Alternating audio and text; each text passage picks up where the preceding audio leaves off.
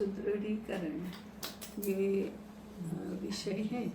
उसका दायित्व जो है वो सुशिक्षित, सुसंस्कृत, अनुभवी, समझदार वानप्रस्थी महिला होती है, उसका होना चाहिए। तो कुटुंब में वह पितामही अर्थात दादी माँ होती है। समाज में कुटुंब को ठीक करना है तो वह दायित्व भी ऐसे पितामहियों का ही होना चाहिए। इस दृष्टि से यह पितामही विद्यापीठ है। इस विद्यापीठ के सदस्य बनना ये एक अभियान अभी चल रहा है।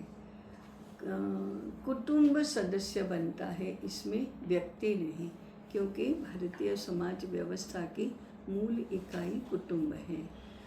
कुटुंब की सदस्यता उस घर की गृहस्वामिनी के माध्यम से मिलती है। इसलिए कुटुंब को ठीक रखने का दायित्व भी गृहिणी का है, क्योंकि गृहिणी गृहमुच्यते। तो मेरा पहला आवाहन और निवेदन सबको कुटुंब के रूप में पितामही विद्यापीठ की सदस्यता प्राप्त करने का रहेगा। पत्रक भी है साथ। पत्रक भी है साथ में, हाँ। उसके साथ गृह गंगा धारा की पत्रिका भी आपको अपने आप ही प्राप्त होगी। दूसरा है विद्यापीठ की एक पत्रिका है पुनरुत्थान विचार आणि कार्य संदेश। यह मासिक पत्रिका है। दूसरी है चिति जो अर्धवार्षिक शोध पत्रिका है। ये दोनों पत्रिकाएं आप तक पहुंचाने की व्यवस्था हम करेंगे। इसका कोई सदस्यता शुल्क नहीं है, अर्थात उसमें मुद्रित तो है, परंतु हम केवल उतना कोई लिखता है कि मुझे चिति का विजयादशमी अंक चाहिए है, तो हम उसके मांग पर ये उनको हम पहुंचाते हैं। तो पत्रिका की सदस्यता। तीसरा है आचार्य अध्ययन संकाय चलता है। अभी जो ग्रंथ हमने विष्णु जी को दिया, भारतीय शिक्षा ग्रंथमाला, और अन्य 5 ग्रंथ है गुरुकुल संकल्पना, पितामही विद्यापीठ और 3 सूत्र ग्रंथ। उस पाठ्यक्रम पर आधारित आचार्य अध्ययन योजना चलती है। उसमें जुड़ने का भी सबको निवेदन है। ये लंबी योजना है और गंभीर अध्ययन की अपेक्षा करती है। दूसरा, उसका काउंटर पार्ट कहें तो जीवन विकास की शिक्षा। उसके अंतर्गत हर 6 महीने में उसका नया पाठ्यक्रम भी आता है। अभी है पुण्यभूमि भारत संस्कृति वाचनमाला का वाचन, 100 पुस्तिकाओं का वाचन। तो उसमें भी आप जुड़ सकते हैं। और एक है हमारा विद्वत गोष्ठी। हर वर्ष एक विद्वत गोष्ठी होती है, वह अखिल भारतीय स्तर की होती है। उस गोष्ठी में उस वर्ष का एक ज्ञान विषय तय किया जाता है। जैसे गत वर्ष यह विषय था कुटुंब में आजीवन शिक्षा। गत वर्ष का नहीं, अभी इस वर्ष समाप्त होने वाले वर्ष का। आगामी वर्ष विद्यापीठ का वर्ष व्यास पूर्णिमा को शुरू होता है। तो आगामी वर्ष में यह विषय रहेगा पुनरुत्थान विद्यापीठ की समग्र शिक्षा योजना। यही हमारा ज्ञान विषय है। इसके विभिन्न पहलुओं को लेकर ये गोष्ठी होगी और उसी विषय पर आधारित चिति का अंक भी प्रकाशित होगा। तो उसमें सहभागी होने के लिए भी सबको आह्वान है। और अंत में विद्यापीठ के 4 विषयों पर चिंतन सत्र अभी चलते हैं। इस वर्ष के विषय हैं राम विद्यापीठ, पितामही विद्यापीठ और व्यास विद्यापीठ। जो लोक शिक्षा का विद्यापीठ है वह व्यास विद्यापीठ है, जिसमें आपकी फिल्में और अन्य सारी बातें भी उसमें प्रस्तुत होंगी। तो उसके चिंतन सत्र अभी इस वर्ष के लिए तो तीनों के समाप्त हो जाएंगे आगामी ज्येष्ठ मास में, परंतु आगामी वर्ष का जो विषय रहेगा चिंतन सत्रों का, वे भी 3 विषय रहेंगे। एक विषय रहेगा दैशिक शास्त्र। दैशिक शास्त्र हमारे देश की सारी व्यवस्थाएं किस रूप में हों, उसके मूल तत्व क्या है, उसका प्रतिपादन करने वाला मूल ग्रंथ है, आज से 100 वर्ष पूर्व लिखा गया। तो एक चिंतन सत्र चलेगा दैशिक शास्त्र पर, दूसरा चलेगा राम विद्यापीठ जो इस वर्ष है वही आगे भी चालू रहेगा, और तीसरा होगा आइए गुरुकुल शुरू करें। देश में बहुत लोगों को गुरुकुल शुरू करना है, गुरुकुल शुरू करना है, ऐसा होता है, परंतु उसकी स्पष्ट कल्पना नहीं होती है, इसलिए उसमें सहायक होने के लिए ये तीसरा विषय है आइए गुरुकुल शुरू करें। ये हर पक्ष की पंचमी, सप्तमी और त्रयोदशी को क्रमशः दैशिक शास्त्र नहीं राम विद्यापीठ, दैशिक शास्त्र और आइए गुरुकुल शुरू करें, इस क्रम में चलेंगे। श्रावण शुक्ल पंचमी से ये शुरू होगा। प्रातःकाल 6 से 7 का एक घंटे का यह कार्यक्रम रहता है। 45 मिनट विषय प्रतिपादन और 15 मिनट उसके ऊपर प्रश्नोत्तरी, ऐसा ये चिंतन सत्र रहता है। उसमें जुड़ने के लिए भी सबको आह्वान है। उसी प्रकार से अभी भिक्षा योजना की बात चली थी। भिक्षा योजना के बारे में हमारा अर्थ विषयक दृष्टिकोण स्पष्ट हो और भिक्षा तथा गुरुकुल के योगक्षेम के बारे में हम अच्छी तरह से हम भी और समाज भी जाने, इस दृष्टि से एक चिंतन सत्र चलता है अर्थनिरपेक्ष स्वायत्त शिक्षा। ये अभी चलेगा क्योंकि विलंब से शुरू हुआ, भाद्रपद मास में पूर्ण होगा, क्योंकि आश्विन मास से हमारा नहीं भाद्रपद में पूर्ण होगा, कार्तिक मास से हमारा 1 मास भिक्षा मास रहता है, इसलिए उसके पूर्व ये पूर्ण हो, इस प्रकार से आयोजन है।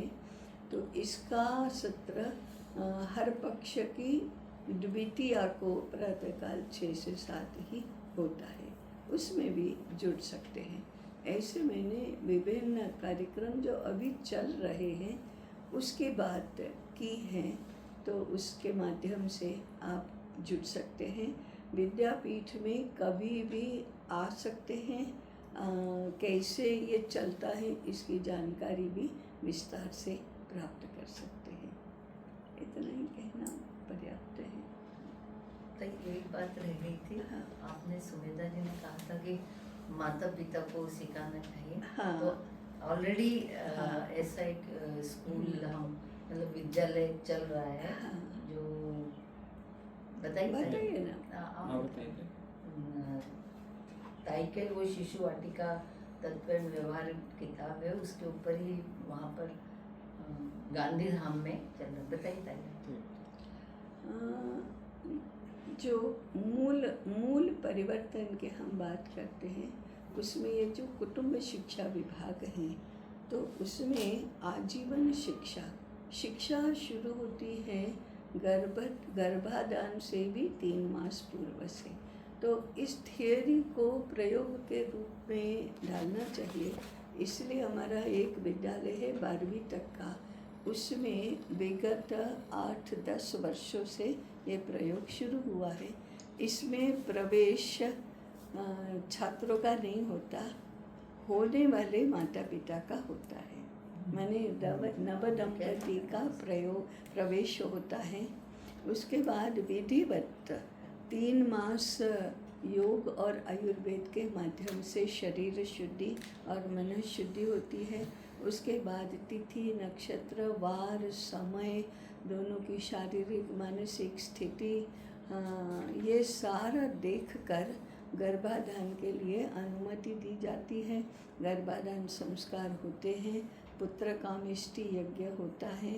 हम उसको अब संतान कामेष्टि यज्ञ कहते हैं, नहीं तो फिर ये हो जाएगा झगड़ा हो जाएगा। पुत्र ही पुत्री क्यों चाहिए, नहीं?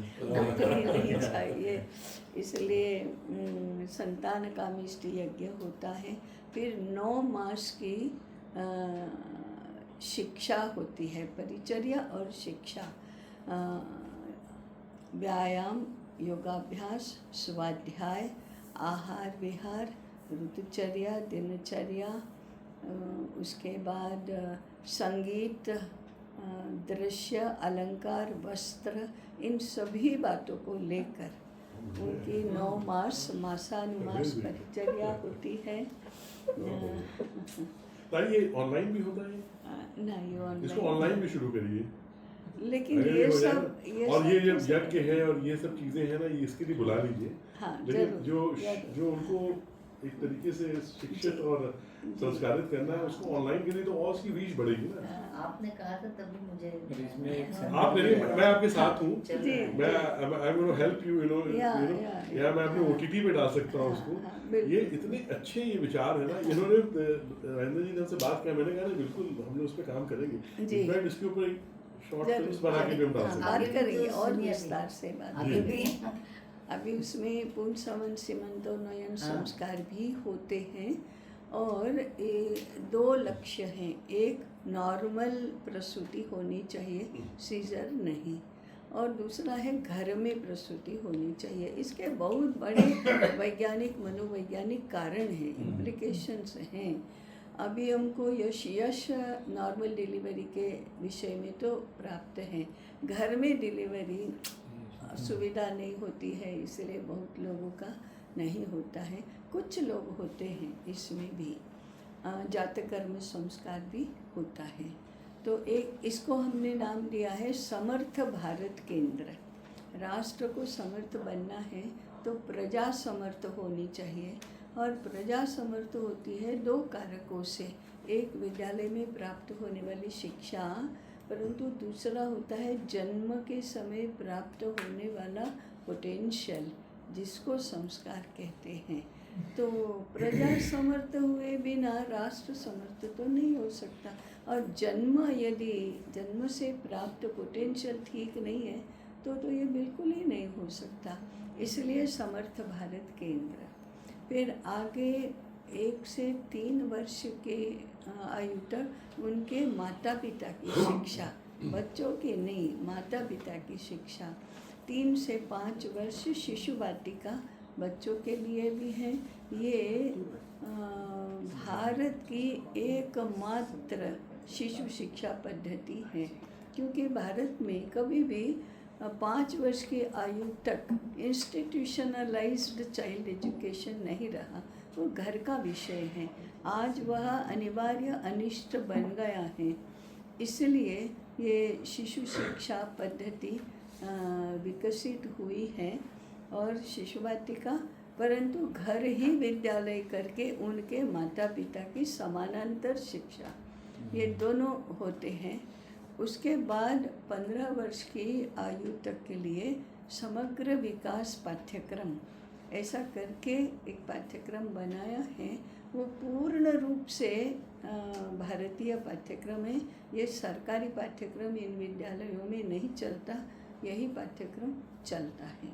उसके साथ अभिभावक विद्यालय भी चलता है, क्योंकि कुटुंब शिक्षा में यदि एक पीढ़ी का निर्माण करना है तो लालयेत पंचवर्षाणि 10 वर्षाणि ताडयेत प्राप्तेतु 16 वर्षे पुत्रम मित्रम समाचरेत।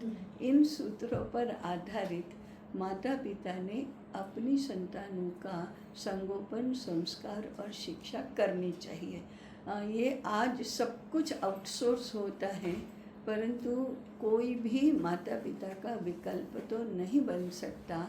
ये तो माता पिता को समझना चाहिए। आज केवल मुफ्त में साइड इनकम की तरह पुत्रों संतानों की प्राप्ति होती है। उसके लिए कुछ भी न उद्देश्य है, न पद्धति है, न प्रयास है, न न पुरुषार्थ है, कुछ भी नहीं, इसको रिप्लेस करना चाहिए। ये पितामही विद्यापीठ का खास विषय है।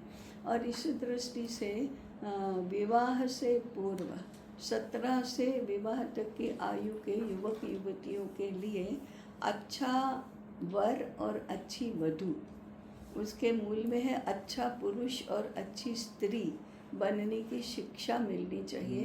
क्योंकि आज तो पुरुषत्व और स्त्रीत्व ही बहुत बड़े संकट में पड़ गया है। फर्टिलिटी काउंट के नाम से सब चिंतित हैं। IVF सेंटर्स जहाँ देखो वहाँ हुए हैं। ये तो घातक है, अत्यंत घातक है। आगे हमारी पीढ़ी ही नष्ट हो जाएगी, ऐसी बात है। इसलिए विवाह पूर्व युवावस्था और विवाह के लिए पूर्व तैयारी, ऐसा भी पाठ्यक्रम चलता है। तो इस प्रकार से 17 वर्ष से लेकर विवाह, बालक का जन्म, संगोपन, उनके बड़े होने के बाद विवाह और उसके घर में बालक का जन्म, ऐसे एक पीढ़ी की शिक्षा घर में हो, इस दृष्टि से ये चलाते हैं। ये तो प्रत्यक्ष 10, 12, 15 वर्षों से हो रहा है। और अभी वह केंद्र जो है वह अखिल भारतीय केंद्र है। ये विद्या भारती का विद्यालय है, इसलिए देश भर से विद्या भारती की जो टीम है, टोली बनती है कि हमारे यहाँ ये चलाना है। ऐसे लोगों के लिए वहाँ प्रशिक्षण चलता है। प्रत्यक्ष इंडिविजुअलाइज्ड तो वहीं पर होता है, परंतु ये आते हैं वो देश भर के अन्य प्रांतों से आते हैं। तो इस प्रकार से समग्र विकास प्रतिमान शिक्षा का integral developmental model of education, ये भी है जो सर्वत्र लागू हो सके। ये केवल प्राथमिक विद्यालय का विषय नहीं है, ये तो IIT का भी है और महाविद्यालय का भी है, मेडिकल साइंस का भी है। सर्वत्र integral developmental model of education ये लागू होना चाहिए। इस दृष्टि से ये शैक्षिक प्रयास होता है। तो ये एक पाठ्यक्रम के बारे में जो बताना था वह है।